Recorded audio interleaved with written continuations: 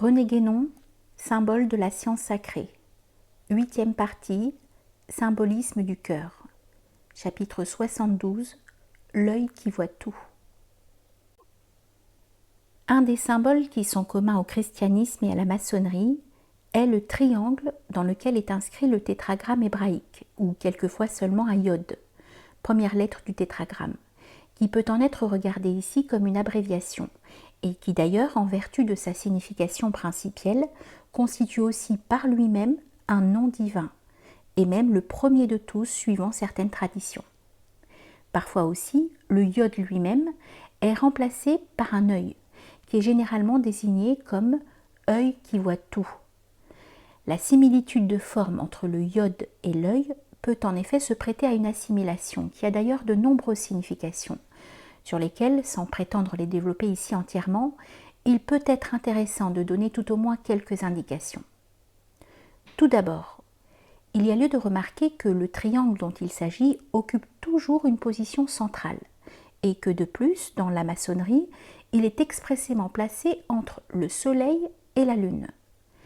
Il résulte de là que l'œil contenu dans ce triangle ne devrait pas être représenté sous la forme d'un œil ordinaire droit ou gauche, puisque ce sont en réalité le soleil et la lune qui correspondent respectivement à l'œil droit et à l'œil gauche de l'homme universel, en tant que celui-ci s'identifie au macrocosme.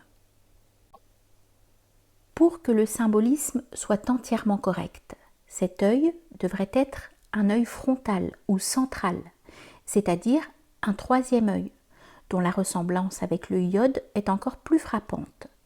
Et c'est effectivement ce troisième œil qui voit tout dans la parfaite simultanéité de l'Éternel présent.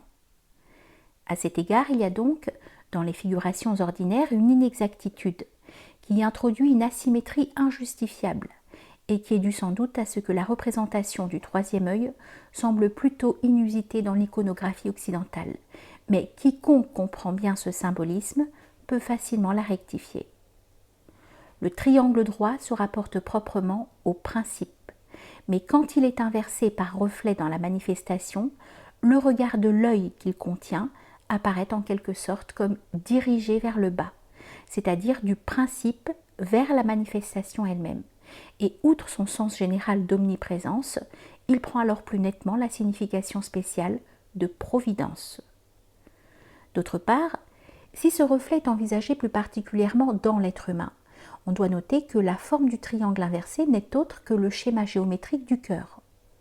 L'œil qui est en son centre est alors proprement l'œil du cœur, Aynul Qalb de l'ésotérisme islamique, avec toutes les significations qui y sont impliquées.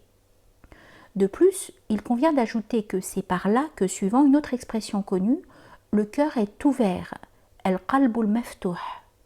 Cette ouverture, œil ou yod, peut être figurée symboliquement comme une blessure, et nous rappellerons à ce propos le cœur rayonnant de saint Denis d'Orc dont nous avons déjà parlé précédemment.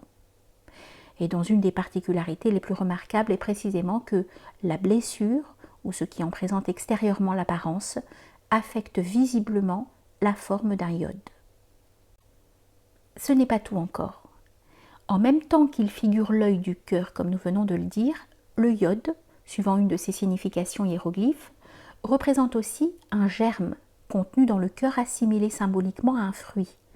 Et ceci peut d'ailleurs être entendu aussi bien au sens macrocosmique qu'au sens microcosmique.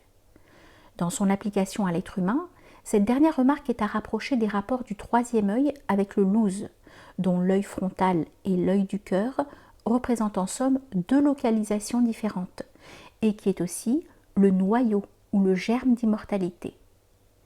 Ce qui est encore très significatif à certains égards, c'est que l'expression arabe Aynul Khuld présente le double sens d'œil d'immortalité et de fontaine d'immortalité. Et ceci nous ramène à l'idée de la blessure dont nous parlions plus haut, car dans le symbolisme chrétien, c'est aussi à la fontaine d'immortalité que se rapporte le double jet de sang et d'eau s'échappant de l'ouverture du cœur du Christ. C'est cette liqueur d'immortalité qui, suivant la légende, fut recueillie dans le Graal par Joseph d'Arimathie.